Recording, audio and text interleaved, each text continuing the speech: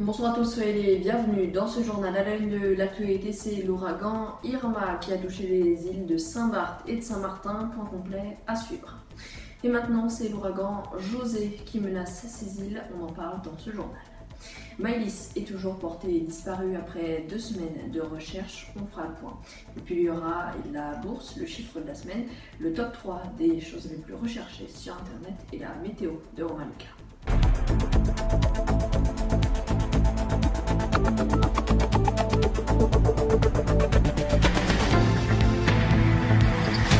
À l'une de l'actualité, c'est l'ouragan Irma qui a tout dévasté sur son passage sur les îles de Saint-Barthélemy et de Saint-Martin. Le bilan est lourd. Au moins 19 morts et une cinquantaine de blessés. 1100 hommes ont été déployés sur place pour faire face à cette situation catastrophique. L'état de catastrophe naturelle a été décrété. Et dans le même temps, c'est un autre ouragan, José, qui s'apprête à frapper ces deux îles. Il devrait être moins important qu'Irma, mais comme les habitations ont déjà été très durement touchées, il devrait encore plus anéantir les bâtiments qui étaient encore debout. Je vous propose de regarder cette carte qui vous montre le parcours que José va prendre. Cet ouragan de catégorie 4, il touchera les îles de Saint-Martin et de Saint-Barth vers 15h heure locale. L'ouragan Irma, lui, va toucher la Floride où 5 millions de personnes ont été appelées à évacuer. Regardez ce reportage de Romain Lucas. Saint-Martin, Saint-Barthélemy et toutes les Antilles ont été victimes mercredi de l'ouragan Irma. Ce dernier a tout détruit sur sa route. Au total, 90% de Saint-Martin a été détruit. Nous évaluons les dégâts à 1,2 milliard d'euros. Aujourd'hui, les habitants démunis constatent les horribles dégâts et doivent faire face à la pénurie alimentaire. Ajoutez à cela les nombreux pillages, vols et braquages qui touchent les commerçants mais aussi les particuliers. Afin de contrer cela au maximum, des centaines de policiers, gendarmes et secours ont été déployés sur l'île. Au total, Irma a fait au moins 19 morts durant son passage sur les Caraïbes et de nombreux disparus. Le répit pour Saint-Martin n'est pas pour les prochaines heures. En effet, un autre ouragan classé 4, José, va toucher cette île dans moins de 2 heures. Les habitants ont donc essayé toute la journée de se protéger et de se barricader grâce aux décombres. Dans le reste de l'actualité, c'est Marine Le Pen qui a fait sa rentrée ce matin à Brachet en Haute-Marne. Lors d'un discours, elle a exprimé sa solidarité avec les Antillais et a critiqué le gouvernement qui, je cite, est incapable d'assurer la sécurité des Antillais. Le Front National est plus dispersé que jamais lors de cette rentrée après la défaite aux élections présidentielles du 7 mai dernier face à Emmanuel Macron, je vous le rappelle. Maëlys est toujours portée disparue après 2 semaines de recherche. Un suspect a été écroué alors après que de l'ADN ait été retrouvé sur le tableau de bord de son véhicule. Il dit que la petite fille est montée dans sa voiture mais qu'il ne l'a pas enlevée. Un violent séisme d'une magnitude de 8,2 sur l'échelle de Richter a frappé hier le Mexique, faisant 161 morts et plus de 200 blessés. Plus de 260 répliques du séisme ont été enregistrées dans la journée. On jette un coup d'œil sur le CAC 40 qui est en baisse de 1,12%.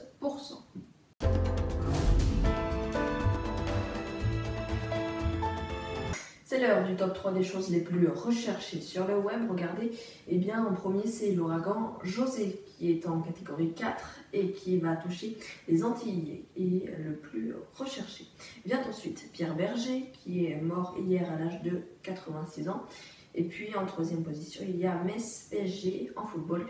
Le PSG qui s'est imposé hier soir face à Metz 5-1. On voit ça avec Yoann Mendes. Metz-Paris Saint-Germain, premier match pour Kylian Mbappé sous ses nouvelles couleurs ce vendredi soir. Les Parisiens se font d'abord peur en première mi-temps avec un partout à la pause, but de Cavani à la 30e minute et d'Emmanuel Rivière à la 36e minute, mais l'exclusion du joueur messin Soyekoto à la 55e minute permet au Paris Saint-Germain de se lâcher tout de suite.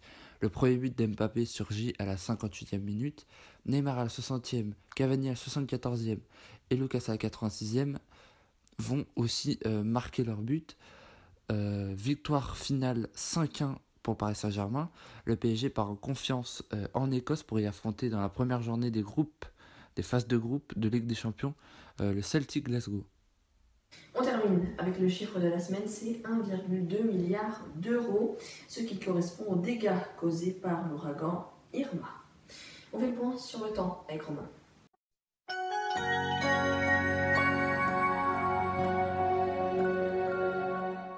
Bonsoir à tous. Demain matin, le temps sera plutôt ensoleillé à l'exception de l'Île-de-France, du centre-Val de Loire, de la Nouvelle-Aquitaine et de la pointe bretonne où il pourrait y avoir quelques nuages gris.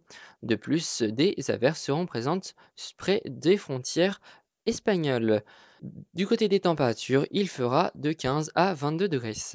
L'après-midi, la pluie fera son arrivée de la Normandie à la Nouvelle-Aquitaine en passant par la Bretagne et le Pays de Loire. Ailleurs, le soleil sera présent avec quelques nuages. Il fera de 17 à 24 degrés. Passez une bonne soirée et à demain. C'est la fin de ce journal, merci de l'avoir suivi. Prochain rendez-vous avec l'information, c'est demain avec Romain Lucas. Et puis moi, je vous retrouve la semaine prochaine pour un nouveau numéro du Téléjournal. On se quitte avec ces images filmées cet été. Passez une excellente soirée.